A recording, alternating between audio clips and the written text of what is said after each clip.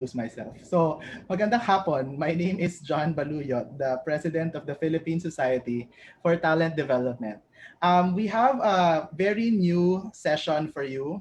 So, this is like a weekly recap from the learnings or the webinars that we've had for this week, which is the roles that leaders play during times of crisis. So, we are just trying this out and we are experimenting. Pero, of course, the leaders that we are, sabi nga ni Stephen Covey, let's start with an end in mind. And that end would be these three. So the objectives of this session are as follows. The first one is for our audience to be able to absorb more tangible and actionable learnings.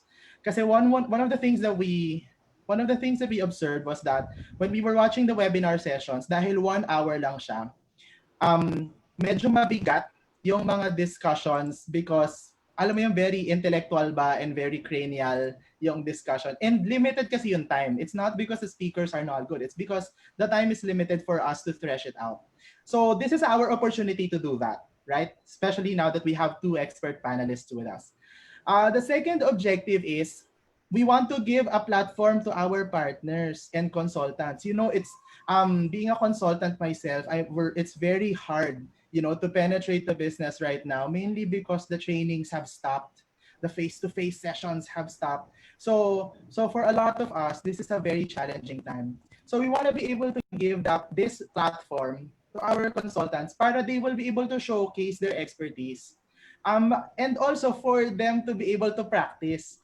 Kasi medyo iba eh. Like even ako when I transition to moderating the webinars, iba siya kumpara dun sa usual na minomoderate natin face-to-face. So I think it's also a way for us to open up to our consultants and give them not just the platform, but also some of the capabilities that this session or the digital platform will entail. Right? Yes, Michelle Gonzalez. #learn as one.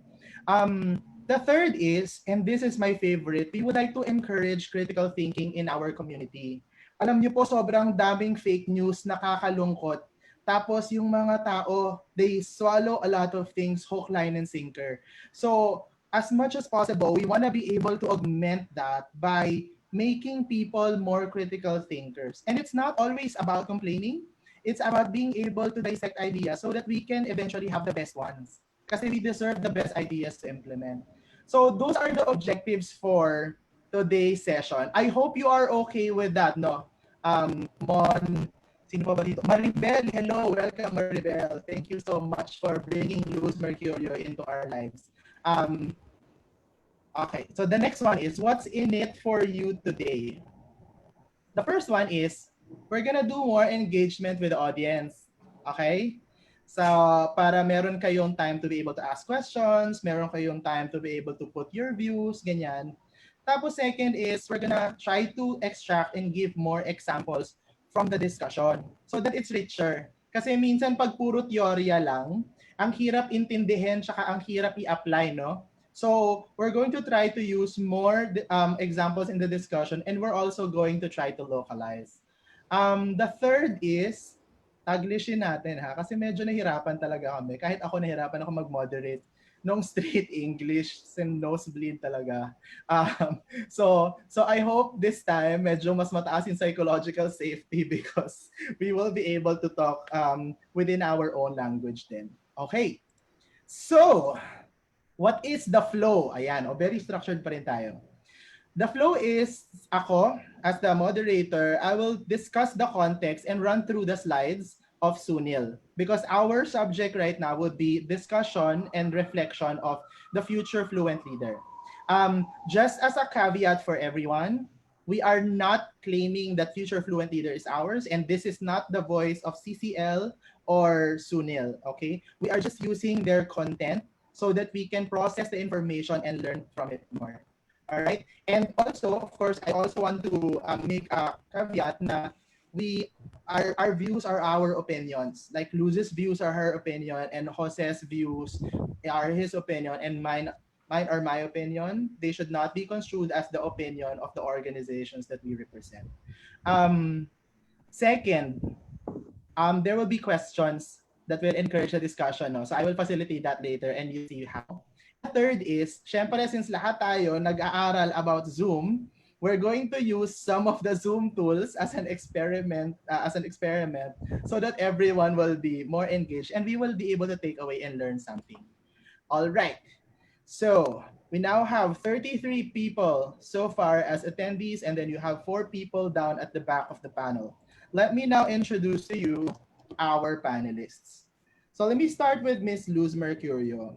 So Luz has handled a lot of regional and some vice president roles with some of the big manufacturing companies out there. So she handled Asia Pacific regional learning and development manager role for General Electric, and this is why we will have a good inflow of GE speakers in the next few weeks, no? Because of her counterparts from the US and from the UK. And Luz has also had experience of becoming the vice president for learning and development. Um, some of those roles revolved around companies also like Philips, Kraft, and some of the other things that Luz has done is, one, she has designed and piloted global accelerated programs for top talents in GE. Oh, bigat nun, di ba? I have designed. She has also designed and delivered change leadership, emotional management, and mindfulness for local and international audience. And lastly, she has helped companies come up with their corporate universities. Alam niyo po, sobrang best practice ang corporate universities ngayon. A lot of the organizations have them. So you have Globe University, you have SGS University, you have other companies who have their own universities because they have their own knowledge centers. So welcome, Miss Luz Mercurio, and thank you so much for saying yes to us as our panelist today. Good Right. afternoon, John. Good afternoon. So let me now talk about our second panelist. So Jose is a very good friend. Jose was the reason why I am in PSTD. He was the one who pulled me in as a speaker in the National Convention in Boracay in 2016. So he was also the reason why I ran as Board of Trustees. So Jose has more than 2 decades of experience with a multinational company called SGS Group. So SGS is a Swiss multinational company, and Jose has gone around the world through SGS. He's been to Switzerland, he's been to Australia, he's been to China for different roles, and even to Hong Kong, Jose, right? Yeah. Yeah. And then very recently when he came back to the Philippines for about almost a decade, he was operations director for some of the divisions, and the last job that he had was business director for the agricultural food sector of SGS Philippines. So without further ado, let me introduce again to you Mr. Jose Decolongon, who's now an adjunct faculty of the Asian Institute of Management teaching futures thinking. Hello, Jose. Magandang Hi, hapon. John. Maraming Hi, salamat. everyone. Thanks for the very nice introduction. Thank you. Ano yun ha? Wala ko notes doon. Impromptu yun. Promise. Wow. Thank you. All right. So, if everyone is ready, we're now live in Facebook. Please make sure that you share this so that we will also have good feedback on what people think about this session para we will know how to improve it moving forward. No? And so that more people will be able to interact with us in this session. Now, let me go to my role. I just have one question. Jose, when I flash my screens, can you see ba the chat or our photos or no naman? Yes, I can see the chat. I can see the screen. Okay, so I I have to close see the you. chat, no? Yeah. Okay, Yeah. sure. Thank you. All right. Sige. So let me now go to the flow, which is I will first summarize some of the themes, and then just to provide context and some review on what was discussed by Sunil during his discussion. So future fluent leaders, I think one of the reasons why this concept or this thought is being forwarded by Sunil and Center of Creative Leadership, the argument is that if we have more future fluent leaders, we have more capability to combat disruptions. That we are going to be more capable to address them because if we're able to predict what's going to happen in the next 5 or 10 years, then the idea for future fluent leaders is to be able to prepare for it. So the impact of the disruptions will not be as bad. So that's the idea behind it. Especially now when we are in crisis, no. So the future fluent leadership seems to be like being more magnified kasi we are in an unprecedented situation. Most people have talked about uncertainty mainly because of the screens. So this is the framework. So they said that at the onset, people can just be future anxious, meaning they are afraid, or maybe they are not as comfortable with what the future is. But eventually, they become future aware, meaning they will start to read up and study stuff and get data to be able to understand what those futures are, right? But the future fluent leaders are the ones that can actually plan in relation to future awareness. Those people who are doing something in the present using future as a basis for strategy or planning or implementation. So that's the idea of future fluent leadership in general. With what the future is. But eventually, they become future aware. I don't, ba't ako nagba-background? Wait lang. Okay, so first activity for the audience. Okay, I know that some of you like did a survey before. This is a different one. This is about the last one was about you if you've attended it. This one is about your leaders.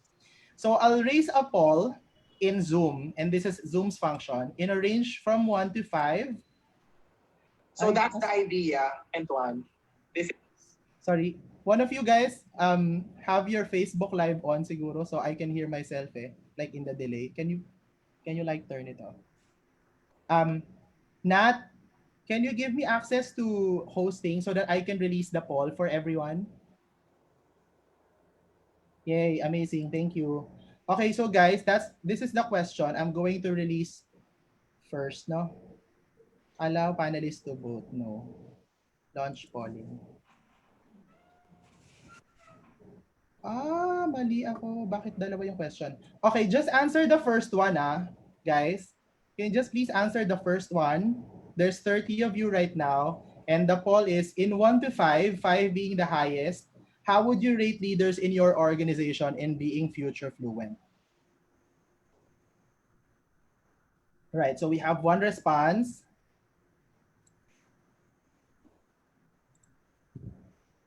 Ayan, we have 5 responses. Jose, Luz, can you see? Not yet, no? I have to publish it before you can see it. I only see Lawrence. He answered 3.5. No, that's just the chat. Pero you don't see the polls yet, the I don't see responses. the Kasi poll. like I already have 15 responses from the polls. Okay. I No, I just see don't see it. the questions. All Yeah. right. Cool. Sige. So I'll But publish in a bit siguro once we reach 15 kasi sorry, once we reach a bit more than 13. So we're at 13 over 30 now. Okay. All right. O sige, well I'll release na since mukhang hindi na siya gumagalaw.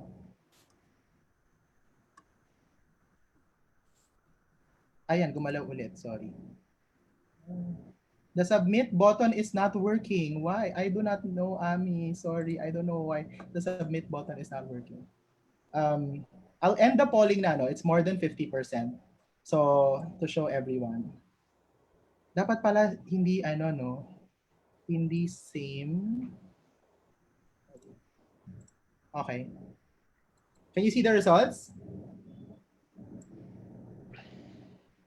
yeah, we see it. Yay. Yeah. Okay, so the result is that 50% of those who responded think that their leaders are on the 3, so future fluent. And doon naman sa 4 is just 31%, and then remaining is 2 and 1%. What can you say about this number, Luz and Jose? So let's start with Luz. 3, no? Yeah, 3 yung 50%, 3 yung majority. Okay, our leaders now are already exposed to a lot of information at this point, no, in their specific professional lives, and they have already gathered a lot of information from not just their organization, but they have networked so much because of the digital age, and developing future thinking is something that they have gotten to be more comfortable with. However, let me just specify yung range ng future, because future now, since we are in a crisis mode, may not be the future that we've been envisioning 10 years back, 5 years back, that, for example, companies can project or strategize for 10 years, 5 years. It's different now, but still, we need people to think ahead, think ahead and be more sensitive to what's happening around because they are responsible for their people. So that's my take on this particular result. Oh, sorry. What about you, Jose? Yeah, John. In a way, I'm not surprised where we have 50% three and 31% actually four, which is a good number because ideally we would want our leaders to be in that range from three, four, five. And probably because when you talk about future fluency, what do we mean by the future in the first place, right? Because the future can be about today, the future can be, let's say, the next month, the next year, but the future can also mean in the next 5 years or the next 10 years or beyond. And I think for now, because of this crisis, a lot of our leaders are forced to actually look at the future in the very immediate time. And it's a question of survival also for many of us, for our organizations, even some of our clients, our suppliers. So in a way, this is also a challenge for the leaders, really, where they get to balance the urgencies, the call for survival of the present with what is really important, sustainable, and as well as the vision and mission of the company in the long run. I think that's where the challenge is. How do you survive but don't lose yourself? So so Right. that's what I. Well, thank you so much for that. No, I like that term. I like the cap na how do you survive without losing yourself.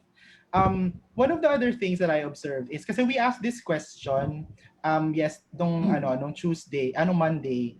That's the Mhm. question is not about their leaders. The question is about them. What do you think as a learning development practitioner is your score within the range of 1 to 5? And for me, I'm surprised that there seems to be some sort of objectivity because the result is the same.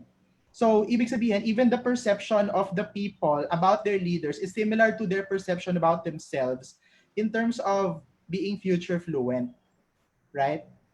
Do you think that's a cause for alarm that we are only at 3 in terms of future fluency?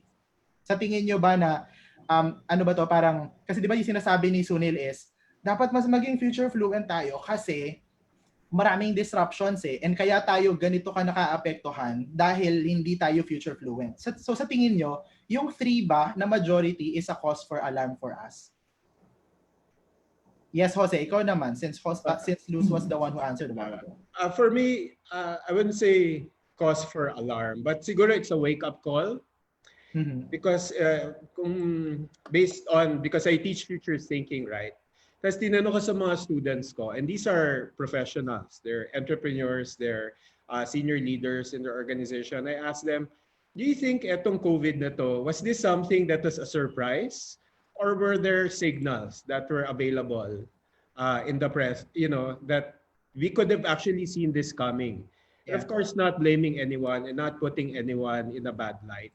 But it was interesting kasi sabi ng mga students ko, actually meron ng mga lumalabas nito a few months, even a year before. And coming from credible sources, not from, some weird medical journals, but these were credible medical institutional sources. So that was actually a point of reflection. So kung nakita na to, bakit walang ginawa? And I think that's and again, not blaming anyone, but for people who are not as fluent, kasi ang Mhm. pag-iisip about the future, it's something I think na inherent sa atin, pero hindi Uh-huh. siya systematic. Hindi siya systematic sa organization, hindi siya systematic sa leaders. And there is actually a way for it to be systematic. That's why my futures thinking na course, my futures thinking na it's a field of study. It's been there for 50 years. That there is a way for us to be more fluent, and we can actually train ourselves to become more fluent about thinking, looking at what is happening in the present, and then identifying what's relevant although that's really critical kasi maraming noise, di ba? How do you choose? But the good leaders are able to go through this noise and find out, oh, this is something that can potentially affect us, and then act on it. Because they already think, okay, this might affect us, pero wala naman silang ginawa. They're too busy with fighting the battles of the present.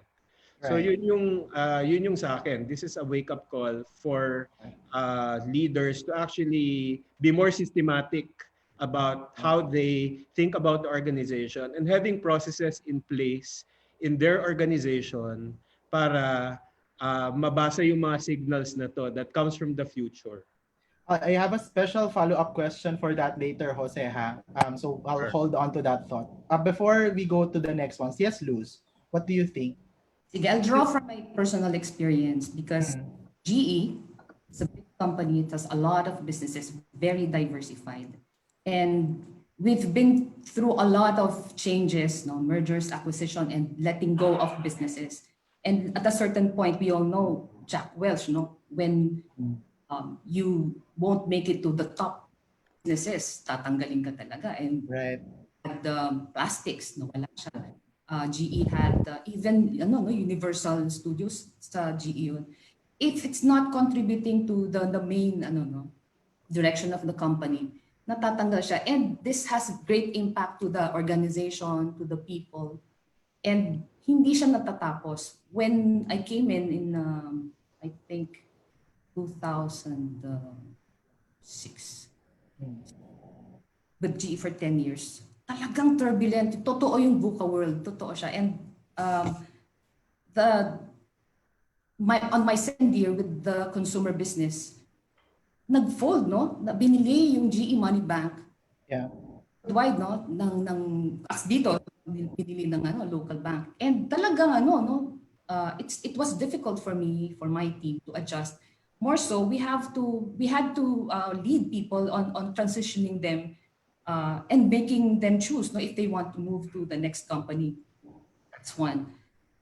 In GE, no, the next challenge, para siyang tsunami kung dumarating, yung digital age. Iba ang demands of our customers, and we didn't expect na ang makakalaban namin for example, GE Lighting startups, no? Correct. Correct. Much cheaper products. So it was difficult also because it impacted the lives and the careers of many GE people. And at a certain point, if I remember right, in one of the forums, no, a professor, Amit Mukherjee, on arts and science, the art and science of adaptive organization. That's I think his book. He said that kinwentuhan niya kami, no, sabi na, strategy.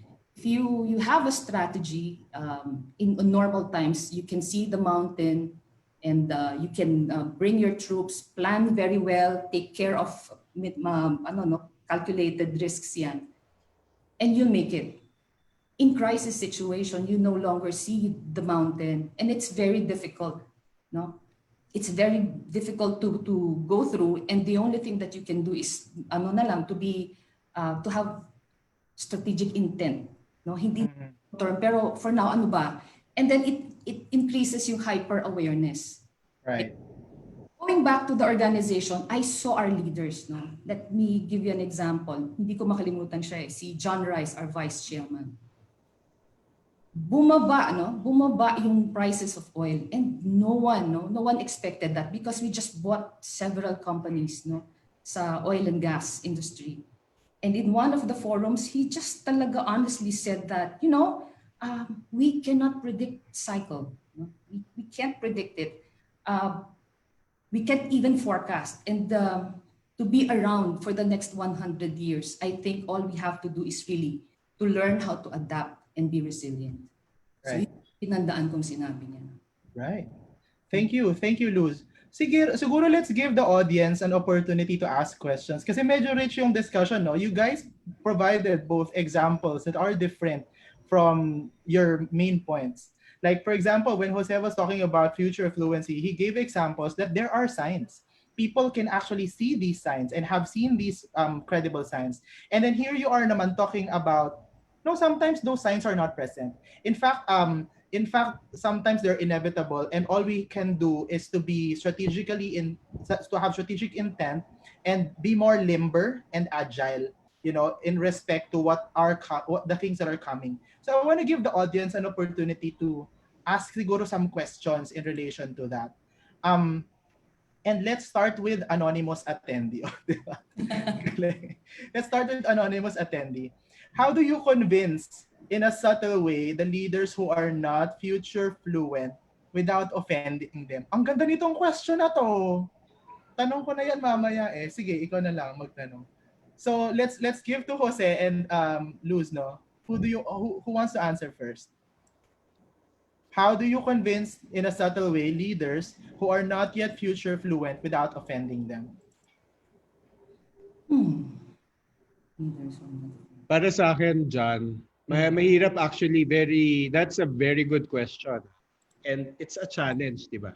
Because yung bigger question dyan is how do you influence your leaders to change? And Yeah. of course, not all leaders are created equal. So katulad nga na example kanina ni Lou, kumbaga visionary, who are embracing the change, and sometimes kahit hindi pa ready yung organization, they're ready to go again to that next cycle of development and change because they're fluent about the future. Alam nila kung anong mga pwedeng mangyari, yung risks. Maybe they can't predict, but they can actually, in their minds, nandun yung mga pwedeng scenario, from the best scenario to the worst scenario. And for me, the really good leaders, kaya nilang yung mga ginagawa nilang strategy, yung strategy nila, compatible, whether it's the worst scenario or the best scenario. So given that, so let's say, depende sa leader mo. So kung magaling yung leader mo, actually hindi mo na siya kailangang influence. Pero kung yung leader mo is busy with the immediate future, so yan immediate future, meaning ang tinitingnan lang niya kung ano yung importante today, then, and especially because yung leader, susundin mo yan, then you look at ano ba yung importante dun sa leader mo. And then you can phrase your your communication based on that. Ang tawag nila niyan kasi tao may iba-ibang signal, di ba?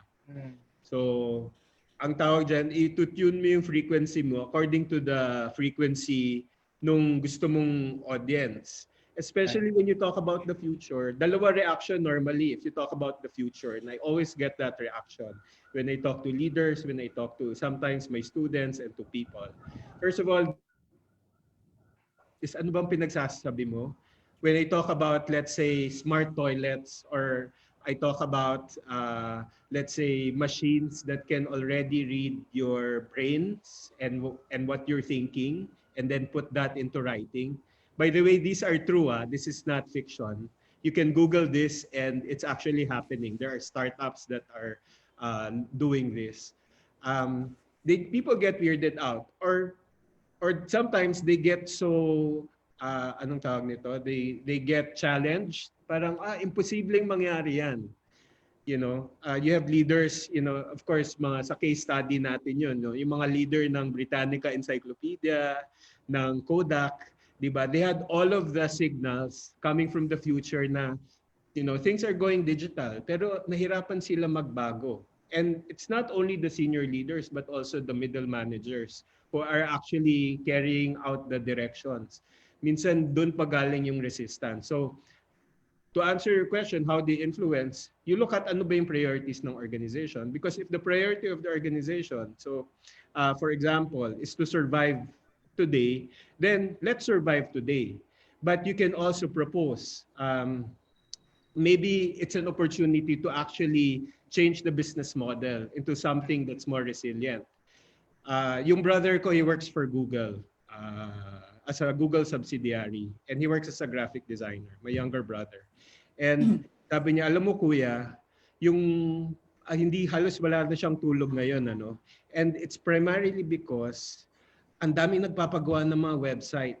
Yung mga companies before that were not digital are actually going digital. So sabi niya, kuya, tingnan mo, it's a car sales company. They sell cars.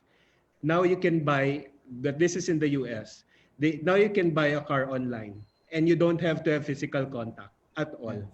So Yeah. imagine that's the kind of change that's probably, again, it's, if you had the foresight, you would do it. But if you want to influence your leaders, you can actually say, "Oy, leader, look, this is an opportunity for us to actually do the things that we want to do to be survive more." And you can get ideas in your industry and find out what are those interesting things that you could actually aspire for. Right. Thank you, Jose. Sige, let's go to Luz before I can process this question out. Yes, Luz. All right. Okay.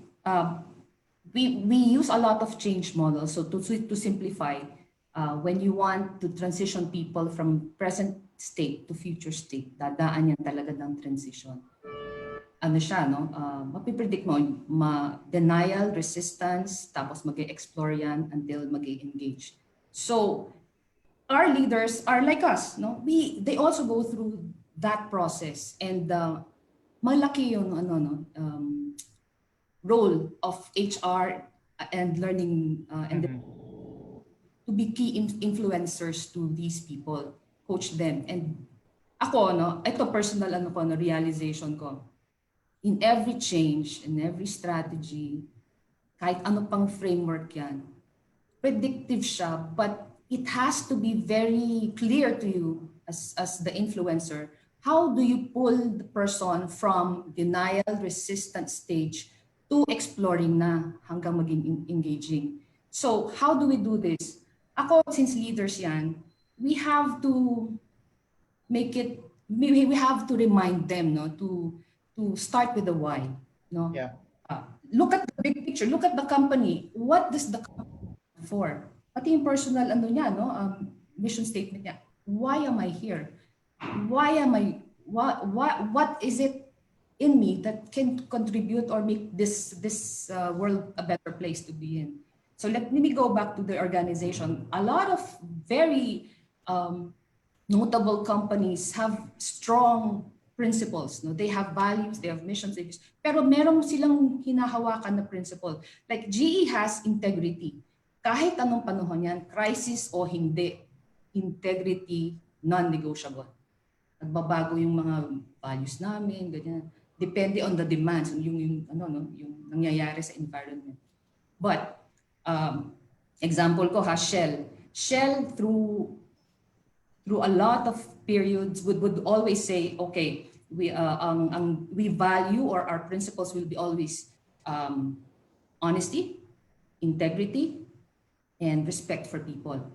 So, nawala ang leader dyan, you will see leaders who parang do not say the things that should be said, no? Yeah. You see leaders, government or private sector who do not appear with integrity. What they are thinking, what they're saying, what they're doing, hindi siya aligned, and it's very challenging for a leader to be perceived as that. And also respect for people now is the passive test of a leader. Yung respect mo for people. How do you balance productivity? Yung inimical recession has really pushed companies to save cost. Then how do you balance it with taking care of people? And all these questions will come in if will be realized by the leader if you can influence him or her. Teka, ano bang true north natin? Why are we here for? So nakikita ko yan. I've read, like example ko si Ramon Ang, ang laki ng company niya. And ang dami niya na natulungan mula sa employees niya, sa partners niya, even our our citizens in the Philippines. He said that given a choice, I'd choose between money and life. I'd choose life. So yun yung niya, no? Yun yung basis niya of what he is doing right now. So ganun, yung nahihirapan yung person to check or to understand, nandun pa rin siya sa siguro nasa denial stage. Find out saan siya nagkikling, ano yung basis, bakit may fear ba siya, o ano yung Tagalog, agam-agam to move. Kasi ang taas ng expectations ng mga tao sa kanya. Correct. How to help the leader. Correct. Gusto kong mag-bank on dyan, no? Kasi meron akong isang specific tip na nag-work din sa akin in the previous organizations that I worked in terms of Oo. influencing leaders upwards. You know, especially in the world ngayon, sobrang labo-labo, di ba? Kasi because of Oo. the digital age, sobrang daming information and maingay. So, Mm-mm. hindi lang tayo yung confused. Our leaders are also like us who sometimes get to be confused with all of these information, with all of the problems ba? And one of the things that has worked for me, and in relation to what Luz has said, on knowing how to influence your leaders is emotional intelligence. Mm-mm. Sobrang laking factor ng self-awareness mo at self-management. Parang sinasabi mo na ang leaders natin, just like anyone, merong love language yan. Merong mga leaders na okay sa data. Pag pinakitaan mo ng data, mapapaniwalaan ka nila. May mga leaders naman na okay sa mag-perform ka muna bago kita paniwalaan. So, kailangan mo munang gawin yung initial hurdle na yon bago mo siya ma-convince. Meron namang mga leaders na nadadala mo sa storya. Ginawa ni company X, ginawa ni company Y. So, pareho tayo ng konteksto, baka pwede nating gawin. So, iba-iba yan. So, one of the things that I found out was that if you have good self-management skills, you will be aware of the profile of your leaders so that you will be able to influence them to believe you, regardless if it's about future fluent leadership, regardless if it's about anything else. Kasi it's influence is a two-way street, not a one-way street.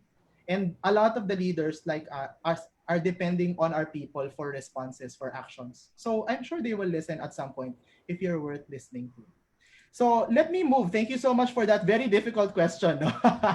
And for the responses of Luz and Jose. I hope nakakuha kayo ng mga magagandang tips at mas tangible na maia-apply moving forward. Let's talk about the concept of paradoxes.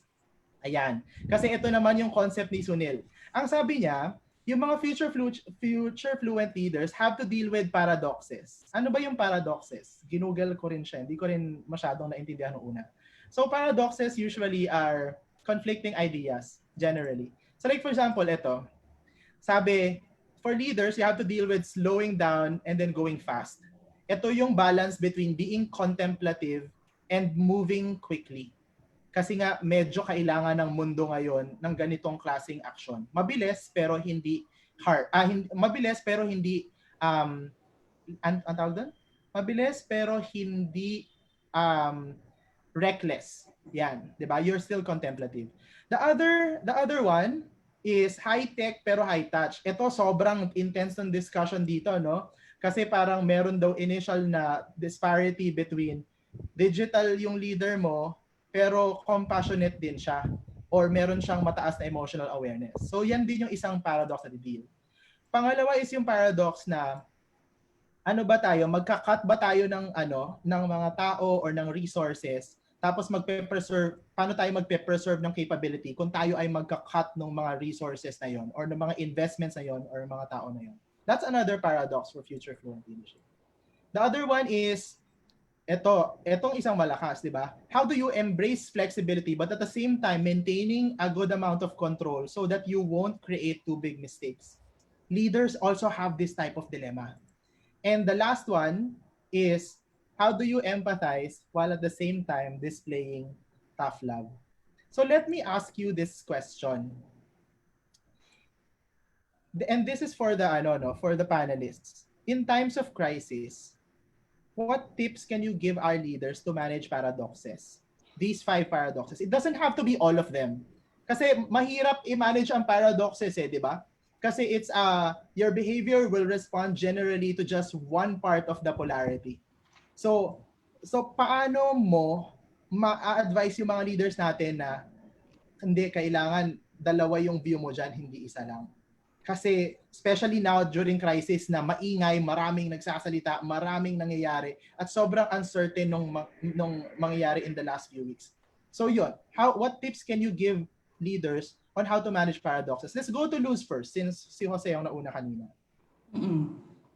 Um, Pili ako ng isa, no? High-tech, para very specific tayo, no? Sige, please. High-tech versus high-touch, no? I think years back, no, when I was with Philips, issue to kasi semiconductors, cyclical, tsaka turbulent yung industry yun. Nag-fold yun, no? And from 6,000 strong na mga tao, bumaba kami to 200 hanggang later, 100 only. But yung difficulty nun, we had a very big group of HR. And yung team ko was invited or was hired to be steering the organization through HR shared services. And during that time, not a lot of companies were into shared services. Mhm. So dyan would be high-tech, high-touch, no, in decision making. In HR, ang standard binaba sa amin, kailangan sa isang HR, 100 yan, yung employees. And it was so difficult because yung scenario or the experiences we have in this part of the world is very much different with how things are being managed in other parts of the world. More so, for example, yung technology, no, magkakaiba ng ng pag progress in using technology during that time. So yung how do you engage people pag ganyan na iniiba na yung direction? And very powerful siya. Naalala ko siya because you have to build a good business case to your leaders, or you as a leader should realize how do you balance productivity with compassion, no? Yung paano ba to? How do we take care of people? More so, ang ganda nung discussion kay Sunil, and there was this powerful question around paano yung culture? How do we maintain the culture given this particular crisis situation? If it's work from home and if we go to the new normal, and I think ang projection nila 30%, 30 to 40%, pagbalik, hindi na kailangan mag-office. So reconfigure yung office and work from home na. So ang fear is, hindi na yung culture, hindi na matibay. So ako yung high-tech, high-touch, since this is the digital era, high-touch would not mean seeing each other lagi, no, face-to-face. We've gone way past that. And it's not the first time. This is, nagkatapult lang dito eh. But before that, nag-umpis na yung digital age, ang dami ng startups, ang dami ng online selling. Yung commerce, no, yung commerce supply chain, na digital na siya, yung digital platform na siya. And no way to go but really go for less touch. Pero how do we define touch now? In this type of situation, a leader must be very visible. And when we say a leader must be very visible, not necessarily being seen, felt like physically, but mas masinsin ng communication. So HR has a good part here, no? Very responsible dapat ang HR to handhold with the leaders that people are looking at you in this crisis situation, waiting for your decisions, waiting for how do you take care of the productivity, how do you take care of the people, and how you manage to evolve or adapt muna before you evolve as a company. They are looking at it. So yun, no? We are still high-tech, high-touch at this point, pero how do we do that? Yun. So, I like that. I like the point on visibility and also on hand-holding and letting them see that you are hand-holding them, especially during this vulnerable time. So let's go to Jose. What do you think? Ano naman, Jose, sa tingin mo yung mga tips na mabibigyan natin for leaders to manage these types of paradoxes? Thank you, Jana. Actually, thank you also for the very difficult question. Of course, ano pa ba? Ba't nandito ako, di ba? Pahirapan na natin kayo. For the sake of, for the information of everyone, ako at si Luz, we did not see these questions beforehand. Yeah, tama. Yeah, surprise to ni John sa amin, which is fine, makes it exciting. John, can we go to that slide that talks about embracing flexibility and enhancing control? Yan. Sure, here you go. Para sa akin, isa yan sa favorite ko na paradoxes na sinabi ni Sunil. Because here you talk about that, no? How can you have flexibility and control at the same time? And i-relate nga natin yan dun sa question mo is how can leaders actually deal with these paradoxes? Ang una kong sagot doon sa tanong na yun is you definitely have to embrace it. I mean, embrace that these paradoxes. You really have to deal with it both. Sabi nga ni Luz, di ba? But it might not exactly be in terms of how you think the way it should be. So maganda yung example ni Luz kanina about, just because you're digital doesn't mean you have to be, or just for you to be high touch does not necessarily mean you have to be there physically present. And for this particular point, I think one is para unang-una, para dun sa leader, dapat tanungin ano bang assumptions niya about sa business niya, about how the market works, about how people should be managed. Because sometimes it starts there eh. When you think that it's an obstacle, for example, ano kayo, yun, like going back to what I said earlier about you're selling cars and customers have to be physically present to be able to buy a car, right? But that's an assumption. That's a worldview. And people who are able to test, so dyan papasok yung design thinking, dyan papasok yung trial of ideas, even if they might sound ridiculous. Actually, for me, on an innovation point of view, when you say ideas are preposterous and ridiculous, then that actually means you're hitting your own internal wall and bias just because you said that. So that could be something that you could explore. You could explore it with people that you trust or team members more that you could trust. Um, just to see. And of course, now you can learn everything by searching the internet.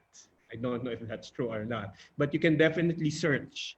And you can actually see examples of products or services, startups um, who are actually proving an idea that you thought was impossible. So to give you an example, ito merong get better control on supply chains. So hirap yan, supply chain. Ano? Imagine yung nangyari nun sa Chicken Joy, di ba? Again, we have friends from Jollibee here. And of course, they were able to quickly address that situation. But that was a result of the change. And it's an example of how complex supply chains are. It's not easy. Going from the raw materials, so kung halimbawa, simpleng kape ng Starbucks, di ba? From raw materials, saan galing yung kape, yung farm, etc., going all the way to the processors, to the mills, to actually getting to the restaurants, and somebody checks for the quality and goes to the consumer. That takes a lot of different organizations, sometimes with competing interests, and it's very complicated. And normally, if you want to change it, or if you want to ensure, let's say, quality at the end of the process, you really need to have tight controls. Our friends from my previous company, SGS, they know this very well.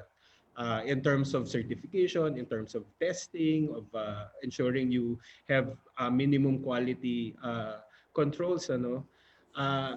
And the idea is really to control it. So another option is actually to develop a culture of innovation where people can fail fast, but fail smart, and you learn from that, and then you move on, and to try out new things. So before in my team, and some of them are listening, hello, we did this. Now there were people who were in the mindset that they really want to try out new things. So all I needed to do was get out of the way and to be able to recognize and then capture kung ano yung mga naisip nila into something practical and practicable and really gave business value. So yung idea nung isa, sir, maybe we can make these forms instead of manual. Can we have like a system that we can test and so on? So we did, we tested that idea, we ran with it, the team ran with it, and we came up with something, a very cost-effective solution at the end. So having that idea of innovation. And I would say the third one is really being open to signals. And for me, that's a sign of future fluency. What's an example of a signal? So if you're a leader and let's say you're thinking about, oh, how can I better manage, let's say, my supply chains? And Luz touched on that also. You know that there's a technology now, it's driven by artificial intelligence, and it actually pulls data from all of your ERP systems. And what the artificial intelligence does, it actually gets this data and comes up with the predictive tools that help decision making for those people in that supply chain. And they actually, of course, based on access rights and so on, and what's visible or not. But if let's say you're the retailer, you're the one, let's say, who has the most stake in that supply chain, you're able to have full transparency, number one, but also using artificial intelligence. The artificial intelligence drives the whole supply chain na. And sabi nila, kung merong self-driving cars, the future is self-driving enterprises, meaning you have robotics, you have automation actually doing a lot of the decision making, at least the routine decision making. And kung medyo complex, they're there to actually augment human decision making. And again, you can Google this. There's already a startup. The name of the startup is ERA, AERA Technology. It's a startup in Germany, and they're doing this already, where they're using artificial intelligence to manage full supply chain. And for me, that's really exciting in a way. So going back to answer your question, first is the leader should challenge and be aware of his or her own assumptions about what the world should be and the world, because it might not really be true. It's been broken either by technology or a new way of thinking. The second really is being open to innovation. And the third is really having a good sense of these signals and use that to be able to jump ahead and adopt new things, new ideas as early as now, even before preparing the organization as early as now. Right. Thank you so much. Oh, that's very comprehensive. Talagang three layers talaga siya. Let me now, since we promised our audience some participation, let's see if there's anyone in the audience who's brave enough to also answer this question. So, same question. If there's anyone from the audience who can provide us with some one tip lang para hindi natin maubos masyado yung time. No? Kahit one tip for leaders on how to manage these paradoxes. Just raise your hand. Tapos we will unmute you and then we will listen to you very, very quickly para we can also process your response. If there's anyone at all, just let us know. Come on, brave souls. Going once. Going twice. Wala. Meron. Wait. Sino yun? Hindi ko Matt, sino yung nag-raise ng hand? Marvin Zoilo. Hello. Oh, can you unmute Marvin, please? Para we can listen. Hi, Marvin. Kamusta? Hello, John. How are you? I'm okay. I'm good, I'm on thank you. ECQ too. Yes. So, Marvin, what do you think? Kahit magbigay ka lang ng isang tip on how leaders can manage these paradoxes. I think it's really helpful also for not only for general leaders but also especially for HR practitioners to understand also what agility is. And there's a new buzzword now in the HR community. It's called the liquid workforce. Yep. So meaning that we should understand what are the new things that's happening and being able to understand what the business models are in terms of the frameworks that are going digital and how the integration of different processes are. So before kasi pag sinabing HR, ito yung transactional, these are the things that you're only just doing face-to-face. Right. But there's actually a lot of other things that you can do or we can do as HR practitioners or training practitioners that we can get either from the manufacturing or from the industrial setting that we can employ through the generation of a liquid workforce, meaning the ability for people moving from one position to the next and having the mindset that they're not stuck in one position, and Right. they can learn a lot of different competencies that will be helpful for them to uh, to combat any changes in the organization or even disruptions in the future. So I think yung mindset na yun will be very helpful for leaders to understand that their people are not stuck. It's actually the upskilling of the employees that will help the organization move forward. Right. Thank you so much, Marvin. We really appreciate that response. Liquid workforce. Yes. Did you know that? Sige, thanks, Marvin. So did you know that like when you listen to Michelle Ockers' talk last Tuesday, she talked about the idea of agility. Then she said that during times of crisis, the fragile companies are the ones that usually immediately break. But then there are companies that are also robust. So ito yung mga strong and very stern and stiff. So sila yung medyo nakaka-resist ba ng mga effects to a certain extent. Pero what she said that during times of crisis, it's not the robust and the fragile that are the strongest, but it's the anti-fragile. But it's the limber, the companies that are very agile and the companies that can immediately adjust to certain situations. And this is what Luz was also pointing out a while ago, as early as the discussion started. No? So thank you, Marvin, for that very important insight. Let's now do another activity through the mindsets. And sorry, I'll go first muna dun sa capabilities. Kasi may question kanina about capabilities, no? Sabi, what are the skills or competencies that leaders should have as far as future fluency is concerned? So this is Sunil's slide. Ang sabi nila, ang leaders natin ang future fluent leaders natin is usually high empathy, high trust, high agility, growth mindset, and multidimensional thinking. So nakikita nyo naman yung mga definitions, di ba? Let's now do a quick activity. Can you see the comment underneath? If meron tayong audience of 40, if you were to choose among two capabilities that based on the 5 that you are best at, can you put an icon using the annotate button? 'Di ba? Meron ditong annotate button in your screen, right?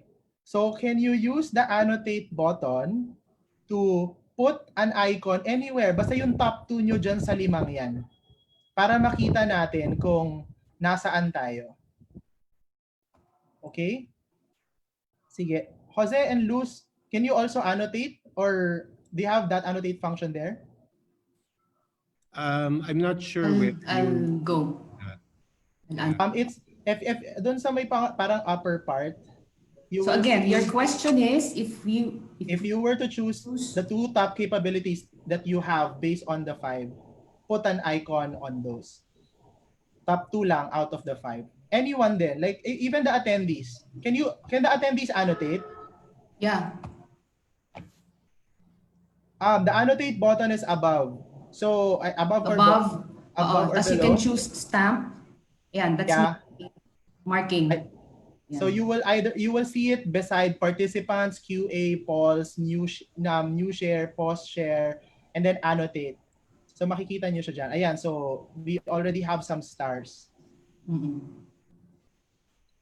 Sige, try lang natin ha, kasi anyway, this is just an experiment because we're also trying out this function very recently. So we want to see through your annotations and if you're still there. Adrian, the annotate button, sabi ni Nat, is under view options. So dun sa view options nyo, if you put your cursor, View options drop down. yeah. And for annotate, then choose stamp. Is it also in the phone function? No.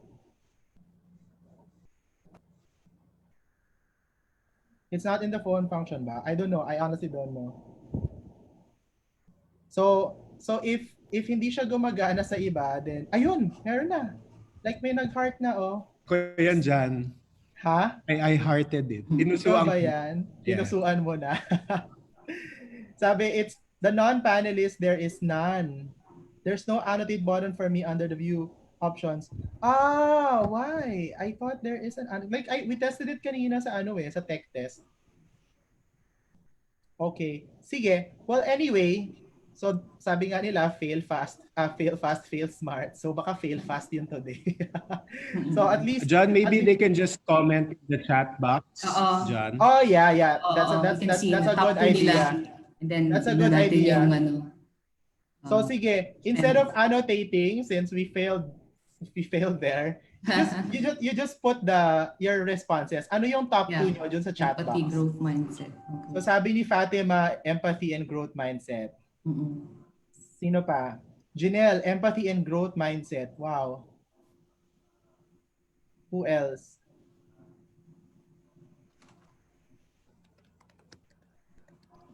Empathy, Flairlin, agility and growth mindset.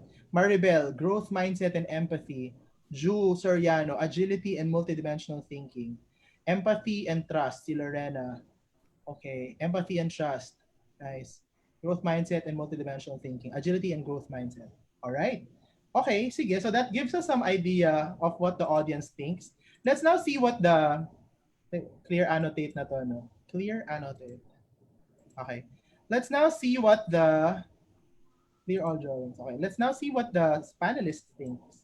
Mm-mm. So for the Okay. panelists, of the Let's start. top 5, Oo. what do you think? Siguro let's just go to one so that we can have one more question. No? Of the top 5, what do you think is the highest priority to you to develop during this time of crisis? Since hindi naman madaling i-develop lahat ng sabay-sabay. Just choose one and then explain why. Okay, for me, the most important here now would be growth mindset. No, Okay. growth versus fixed mindset. So it's how you see yourself, how you self theory mo yan eh, and kailangan matibay yan. So pag fixed mindset ka, sabi mo I'm smart, and that's it. You don't do anything about it. If this growth mindset, the key value dyan, humility. No? The ability to learn some more because you can expand yourself, you can better yourself. Let me, I was curious about this eh. Sabi ko, sabi ni Sunil, ang top 5 capabilities to be a future, a very good leader, no? And I'm seeing it like, ito sabi niya, pero ano bang sabi ng mga tao? So how do people see their leaders? So I checked. Gallup had this survey, and the result was yung top 4 niya: trust, pareho; compassion, pareho; stability. They're looking for a leader who is stable, and surprisingly hope. Sabi ko, ay, ibig sabihin kailangan positive. And nung inaano ko siya, tinitignan ko ano ba yung talagang vital. Yun nga, yung growth mindset. And let me just personify this.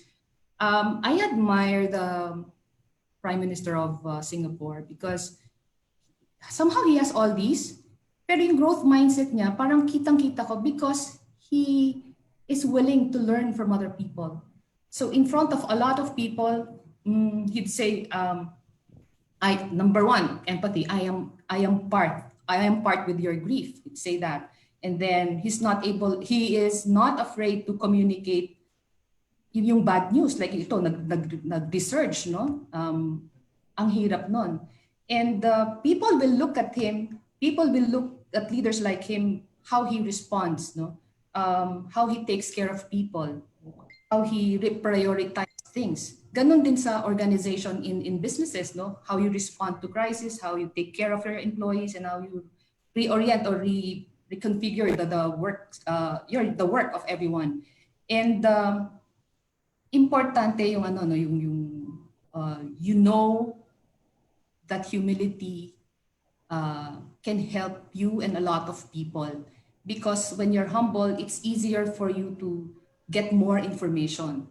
Okay, when you parang mas sensitive ka, mas hyper aware ka, and we learn, no, like in broader sense globally, no, we do not just learn from best practices done by Finland, by Iceland, Germany, Korea, no, how to flatten the curve. We also learn from what the US did, India, Brazil. So to make really very intelligent decisions, a humble leader will not have to rely on himself, his capability, but more so um, make really good decisions dahil alam niya na ano no na he is better when he is well informed, and he is better when he considers a lot of factors, including being compassionate, understanding the people. Napakaganda nung point na yon, Luz, no? Kasi parang, especially right now when the world is very noisy and agility is a top requirement, the humility and you being willing to understand and adjust requires a certain amount of um, welcomeness or openness to information. And that growth mindset supplements that. So that's really nice. I would like to hear from Jose. How about you, Jose?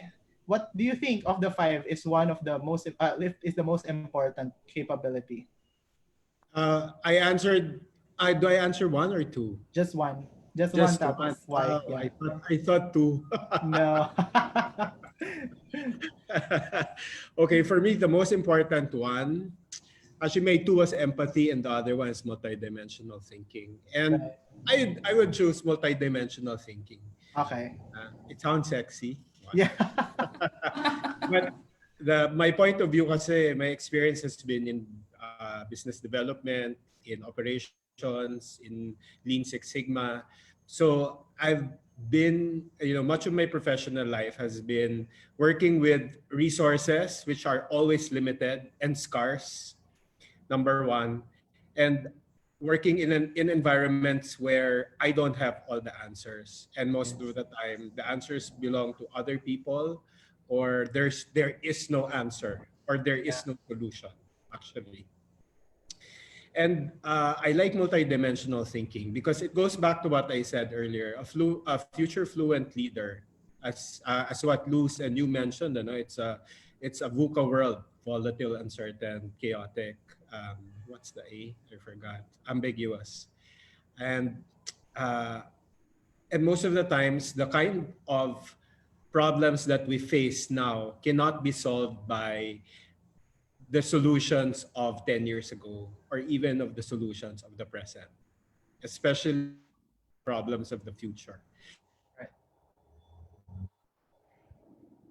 Jose, you're cutting. Is that you or me? Okay, I'll say it again. Yeah, please. Um, Especially now in this environment, diba? And and COVID is just an example, and this is just the beginning, right? Right. I'm not diminishing its impact, and this is really something that's disrupting everything and Mhm. across all layers of society, from the biggest institutions to individual people. Yeah. Um, Everyone is feeling the effect. But going back to L&D managers, and I would say L&D leaders and even leaders in general, I think it's important to have this kind of multidimensional thinking. Um, Precisely because you can't have the same kind of thinking to solve the same problems, because you will just hit a wall. Right. I always like that. It's something through the Stoic philosophy, Stoicism. And maybe some of you have read the book. I recommend the book. It's called The Obstacle is the Way. And if you have multidimensional thinking, that's, I think, a way that you could simplify this where the problems can actually be the solution. To give you a specific example, I'm really proud of one of my friends. She has a design company, local design company. She works with the biggest real estate developers, and her approach is really a design thinking approach. So one of the recent issues that she faced was she didn't face it. Actually, faced siya nung mga ibang LGU. How do you transport patients to the hospital that need to be tested? Um, because currently lockdown, di ba? Or I mean, we have the extended quarantine. So you can't, there's no public transport, number one. At kahit may public transport yan, for you to transport them and assuming they become positive, that's really high risk kasi hawaan niya lahat. What about Grab? ganun din, di ba? Or ganun din yung situation. So, she was thinking, ano yung mode of transport? Kung maglalakad naman, di lalong mas mahirap. They might, Right. yung symptoms nila might get worse or baka doon sila magkasakit. And even yung, di ba, when you pass people, um, uh, that's also another issue. Or in some cases, baka dumaan pa yan ng 7-Eleven or ng Mercury drug. And then with that, again, you increase the transmission. So the idea is actually to bring them directly, either from the barangay, go directly to the hospital, and then take them back. Para wala ng mga stop. So when she was looking at it, how do you solve it, di ba? It's really a tough one. And especially with logistics in the Philippines, I know we have very good logistics companies, but in terms of our infrastructure, ang hirap din. Ang hirap talaga. 7,100 islands, how many barangays, etc. So what they did was actually, initially the concept was a tricycle. We have tricycles everywhere. And you can actually have a separation between the driver, and you can have PPE for the driver, and you can actually clean it, you know. And she said she actually got that idea from the mayor of Pasig. So she was just benchmarking. Kailangan lang talaga i-modify. So when she raised this to the National Disaster and DRCC, that one, they said, oh no, that's not possible because tricycles are not allowed on the highways. So the she and her team actually looked at it again and said, oh, what about jeepneys? Because you can still have that separation. It's well ventilated because the problem also with, let's say, yung mga ambulances, diba, and let's say taxis, these are all air conditioned. You will circulate the air inside and then again the transmission. So jeepneys, it's open air. And what they did is actually quite cool. If you want to see a picture of that, I can send you the picture. They customized, they came up with certain design solutions that you could customize a Jeep to make it look like a Medi Jeep. May tarpaulin lang. They gave PPE and special training to the drivers. And that was actually a solution. And they're piloting it now in one of the cities here in NCR. And for me, that's a really good way of multidimensional thinking. When you actually use and open up your minds in terms of how can you actually repurpose or how can you pivot and challenge your assumptions to actually come up with solutions. And for me, that applies to COVID, but also applies to being able to survive and thrive in this environment where you don't really many things are possible, can possibly happen, but we don't know exactly what can happen. Right. So that's And my answer. I like that multidimensional idea thinking, no, Jose. And I think one of the reasons why that is important is because like during the COVID crisis, since all of us are uncertain about what's gonna happen and what is happening, it seems like everyone can fail fast and fail smart. A lot of people can.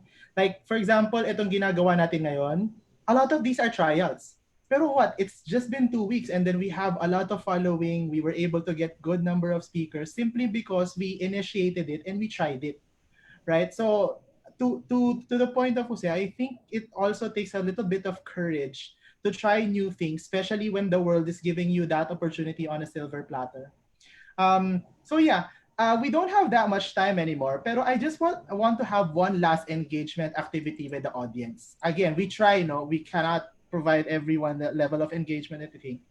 Um, Say one of the objectives that we had is that at the very least you'll be able to take away something from this session, a learning, something that's tangible or actionable based on the discussions that we've had. So what we would like to ask you, the audience or our attendees, is based on today's session, can you type on the chat box what tangible, actionable learning will you be able to apply immediately as you go out of this session? So this is not just for us, Jose, not just for Jose, Luz, and I. It's for everyone. We have a crowd of 42 in the audience right now. And if you share how you can make these tangible learnings be applicable to whatever it is you're doing, baka may makarelate sa inyo. 'Di ba? Baka meron mga pare-pareho ng konteksto at kinalalagyan, tapos makita na maganda yung idea nyo, matuto, mai-apply at magamit. right? So we want to see all of those responses in your chat box right now. So some actionable items or actionable items that you can immediately apply. Wala pa, no? Nag-iisip pa yung mga tao. Sige, we'll wait for you. We'll wait for you kasi medyo mahirap naman talaga yung question. Ay, hindi, may discussion pala kasi.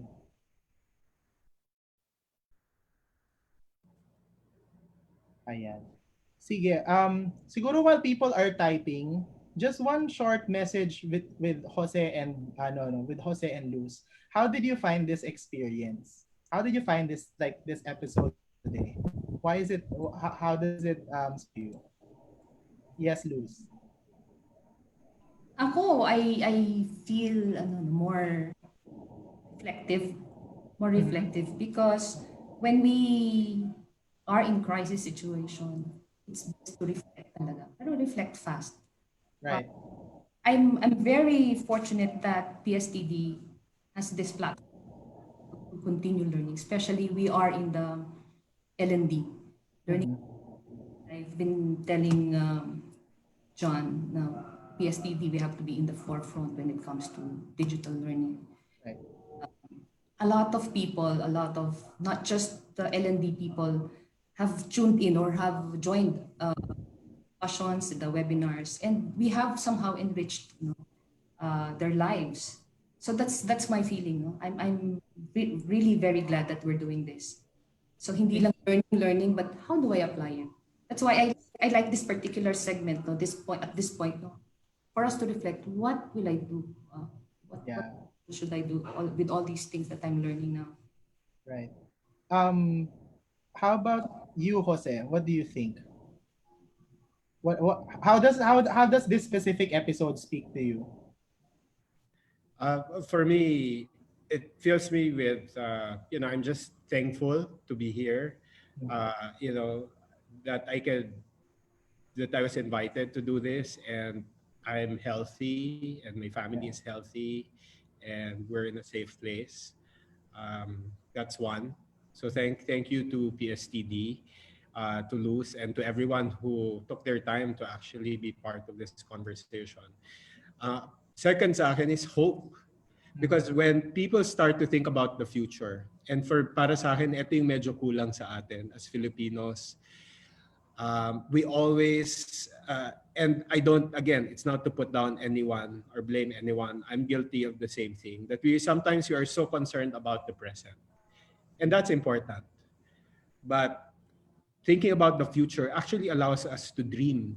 Diba? If you're, let's say, in a job, let's say you're in a job where you feel you're stuck, or you're in a situation, oh my God, this is like the worst situation ever.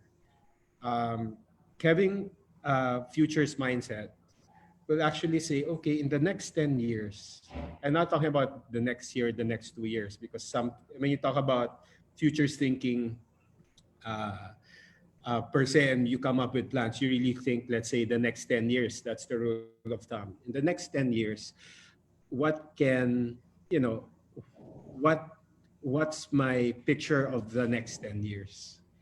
And if you ask that question, it's actually, you have a lot of room to play. You have a lot of time, room to be creative. But at the same time, you're still anchored to what's possible here in the present. The other way to put it is you ask yourself the question, okay, who was I 10 years ago? Or what was my organization 10 years ago? And if you look at, let's say, John, di ba? Who was John Baluyot 10 years ago? And that John Baluyot, have you ever imagined the John Baluyot that you are now? Like, I also ask myself, have I ever imagined that I would be here talking about futures thinking to you in this platform? 10 years ago, I would say that would be impossible. And you look at how far you've gone, di ba? Thinking about growth mindset, as what Luz mentioned. It's same with organizations. In 10 years, let's say Facebook went from zero to, let's say, it had a billion users. Same with Google. So for those companies who are probably struggling right now, right now, think of yourself in 10 years and see what's possible. And then backtrack. Okay, if I want to be this in the next 10 years, what can I achieve? So for me, that's what made me realize. That's my realization during this short conversation. Oh, thank you so much, Jose. I love the ano no, look at yourself 10 years back. Oo nga. It gives you some hope that if you look at your next 10 years and you actually plan for it, you might just be something more impactful to the lives of other people, you know. Let me read some of the responses naman of the others who just shared theirs. So si Lawrence ko said na my action item is I want to be an active voice of the future. I want to be an active voice of future thinking in management. Oh, Jose, may fan ka na. To further influence the organization's direction. That's really bold, no? Kasi not a lot of people would want to undertake that type of challenge because it's not easy. Si Ami naman, she said na, oh, bear, hope, dream, and believe. O, diba? Very succinct. Ito yung isang gusto ko talaga na nabasa. Si Ju Soriano, not sure, he or she said, I would like to conduct training sessions with our leadership team about the paradoxes mentioned to open their minds that they don't have to choose either of the two seemingly contradicting ideas. But what we can look at those two things are different sets of spectrums. The main challenge is to be open enough to be able to identify which point in that spectrum you take depending on the situation. Sobrang lalim nitong point na to. 'Di ba? Sobrang lalim nitong point na to. It's correct. You are in a context and your context would match the spectrum by which you want to be able to apply, whatever part of the paradox there is. So, and that takes a good amount of awareness, 'di ba? Awareness of yourself, awareness also of, your surroundings, your society. Um, Shireen, I'm grateful to be here. Thank you for inviting me. You're welcome. Adrian, I will do more self-reflection, be more clear with my values and my purpose, and be able to answer the question, where do I want to go from here? Oh, napakasarap basahin ng mga sagot nyo ah. This problem can be the solution to my advocacy to reach out to more and train more. I'll hold on to humility and courage. Thank you, Luz, for those. So I can keep on learning. As an individual consultant, I will courageously offer sessions online and use the materials I have at present and continue learning from online courses. Ang galing, di ba? I love your learnings, everyone. I really like the insight from Nigel. I really like the insight regarding growth mindset. In relation to strengthening this type of skill, I think after this current situation that we're in, my action learning would be more volunteerism. Imagine that. Like we are already challenged, we are already bereft of resources. Tapos the first thing that comes to mind ni Nigel is volunteerism. You see how much passion, heart, and advocacy all of us are getting into because of all of these learnings. Nigel, thank you very much. I mean, you're touching my heart right now. Flary Lynn, the paradoxes as a whole is a pivoting point. I want to share with my Mancom members. Hope we can have a training on this. Oh, definitely, Flary Lynn. We can thresh this out more moving forward. Si Neil naman, I will be more a follower because I am a leader. Thanks po, Neil Salvacion. So you guys are really amazing. So tingnan nyo, ito pa lang, like very short session today. And the insights that you were able to get, please capture them. Please capture them and hold on and latch onto them. Kasi these are great things that are based on concepts that we talked about today. Hindi tayo ng hula today. Tayo ay nag-analyze ng mga sitwasyon, both past, present, and future, para makita natin kung ano yung pinakamagandang action nyo as individuals kasi may sarili kayong sitwasyon. So, thank you for being with us. Luz and Jose, thank you for starting this journey with us. This is a new idea, new episode, new segment that we can conduct week on week. We will make some improvements, of course. So what I would like to request from our audience before we say goodbye and thank you is I hope you can respond to the post-evaluation survey for this event. Kasi it's just, I think, 6 questions, but it will help us deliver better synthesis of learning for the future episodes. Tapos meron din dang response na baka gusto nyo kayo naman yung ma-invite during the future sessions. We will be willing to give you the platform so long as we can make sure that the platform has already been improved and better to accommodate as many as your needs as possible.